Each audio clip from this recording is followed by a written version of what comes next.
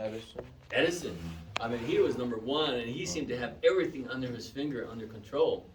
But what caused him to lose control? All the little independence. The independence. All the patents and stuff. Yeah.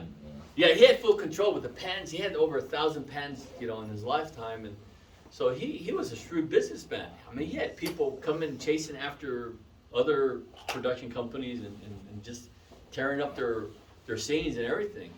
Okay, and he had the law behind him. He had everything. But why didn't he win? What was it that caused him to lose? Imagine yourself as the mogul, having money, having the resources, having the connection, having people behind you. What would be the underlying thing that caused him to kind of misstep something?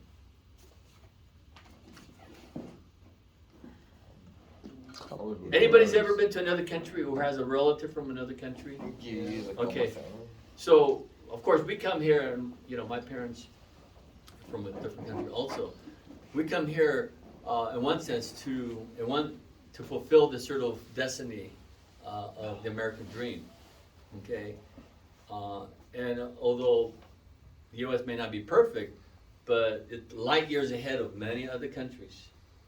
Okay, and I've been to over a dozen countries, and I lived in Asia for a couple of years, and I learned different language, and so I would say I've been there, done that, and I would always conclude, U.S. is a wonderful country to be in. Okay, we're not perfect, but it's wonderful because we have what? We have opportunities. Okay, for those who are coming in, people from different countries come here, they work hard, and then within their lifespan, they hit it big. So my point, getting back to the mogul, is that he didn't realize the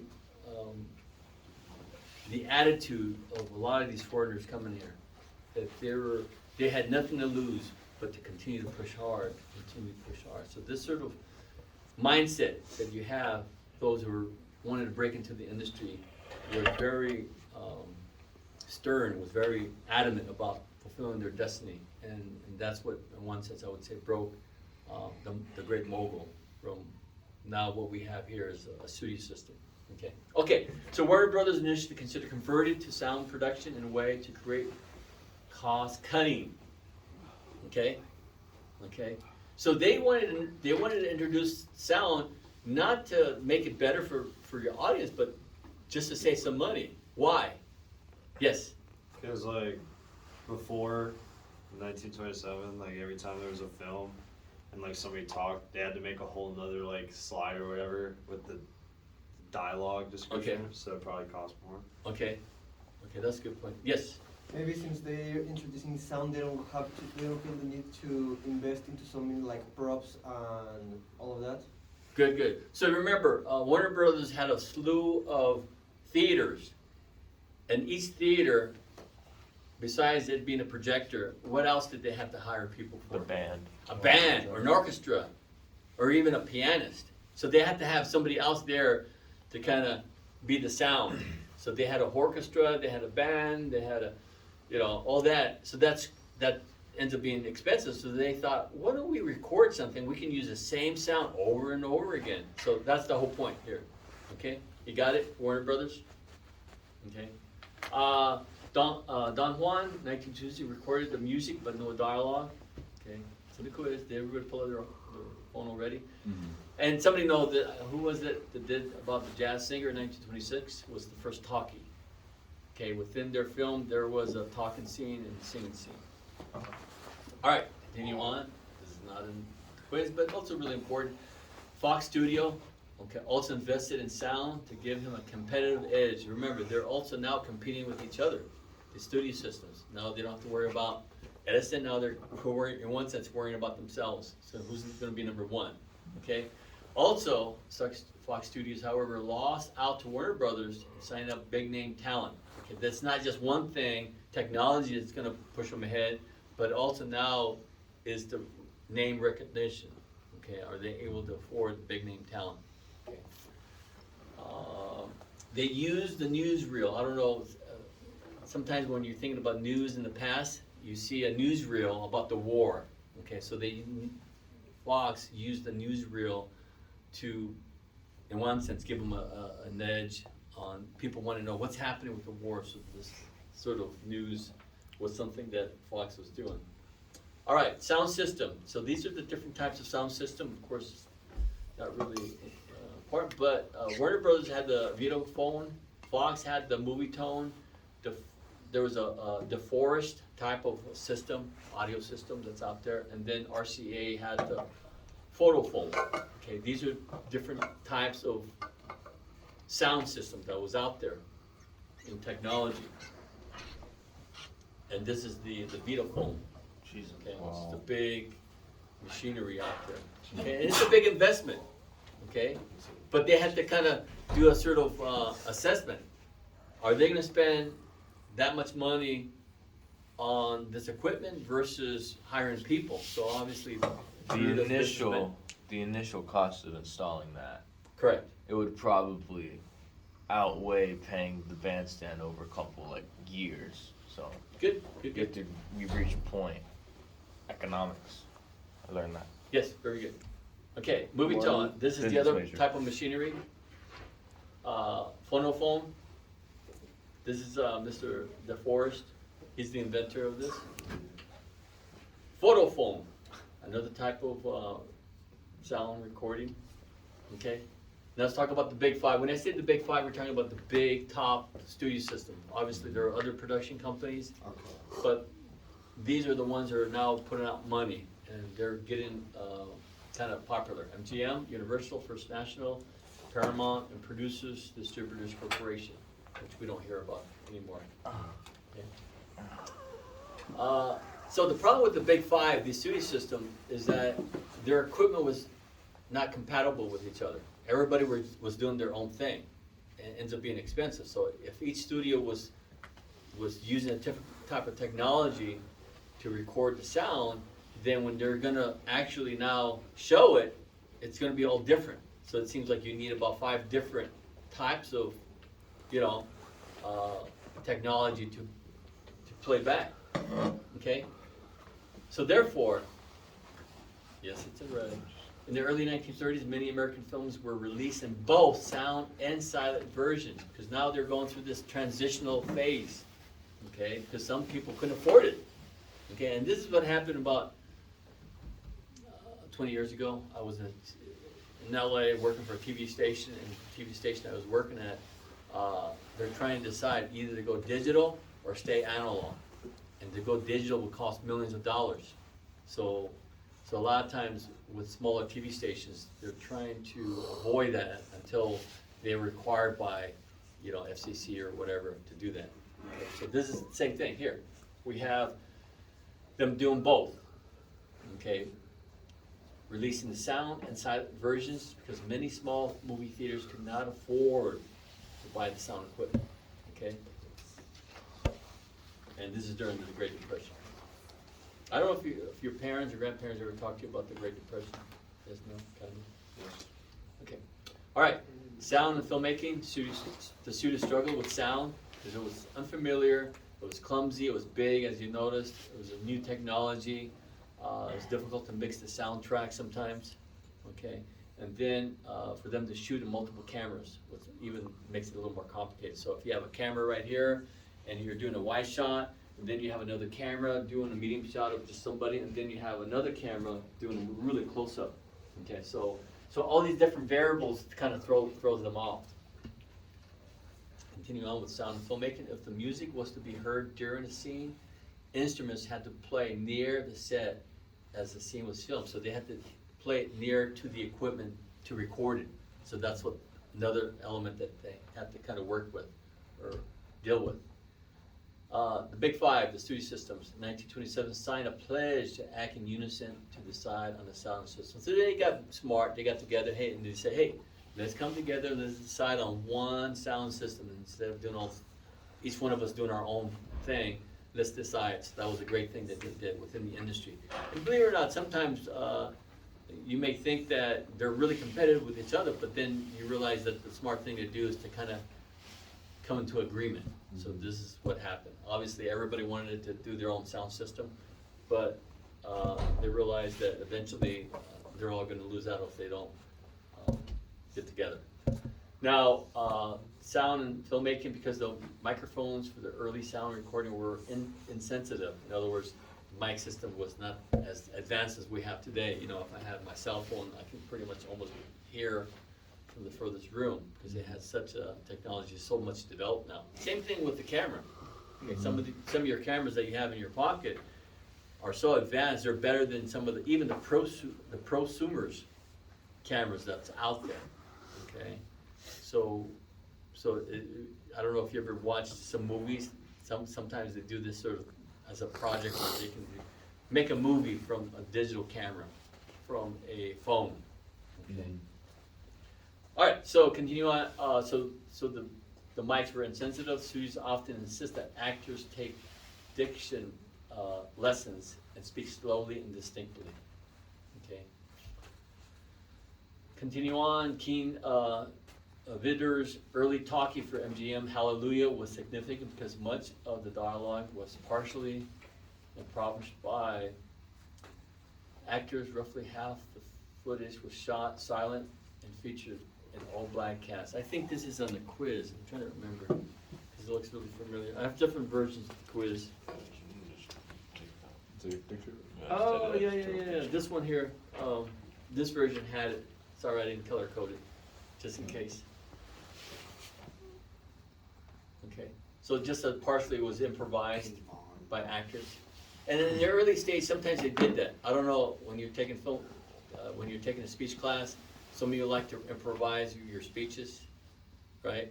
You write your paper and then you go up there and just wing it and improvise whatever.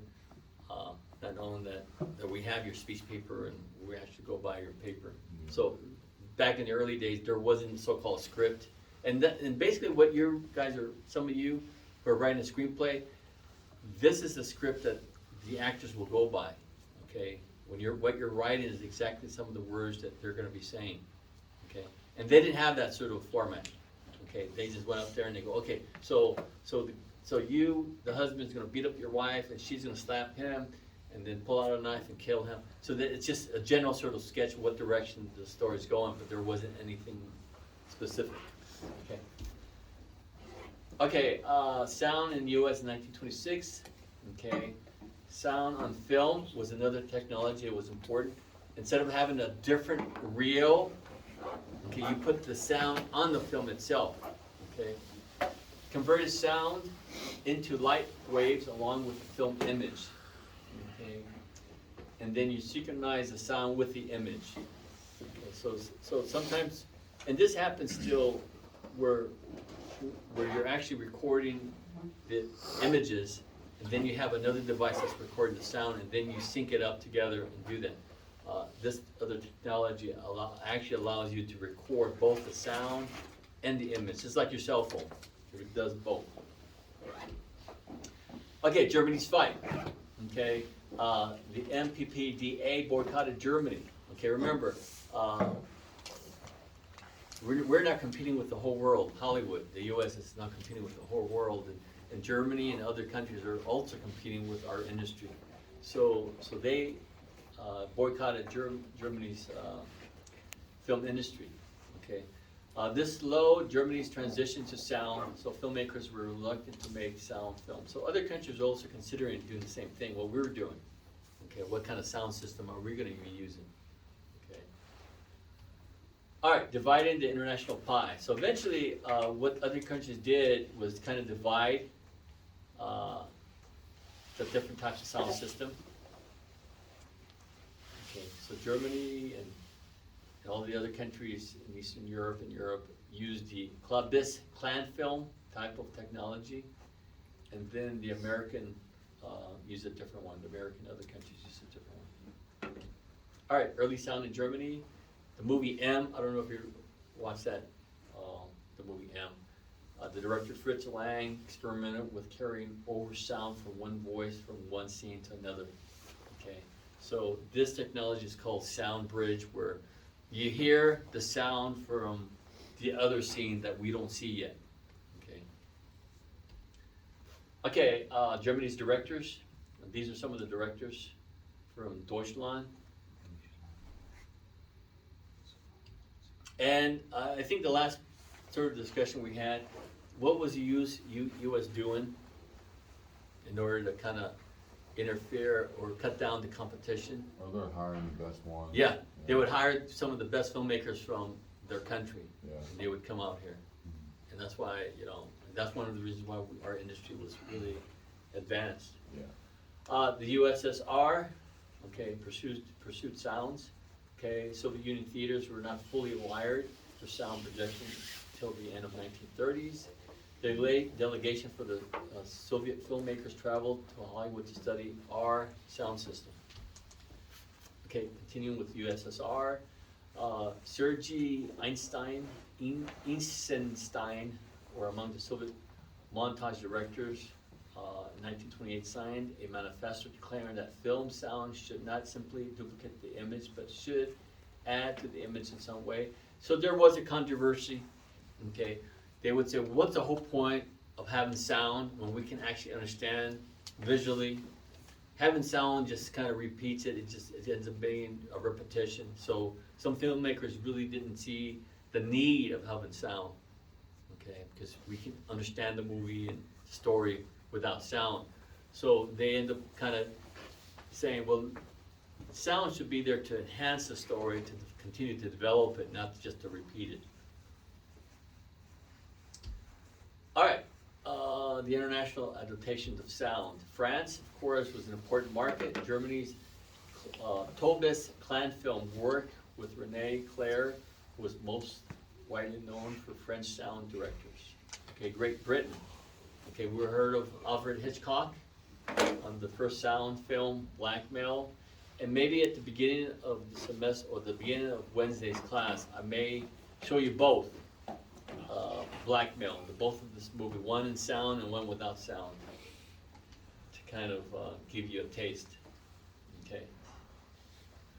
So, some of the techniques they used was post-dubbing, which would be after it was recorded, you would put the sound again.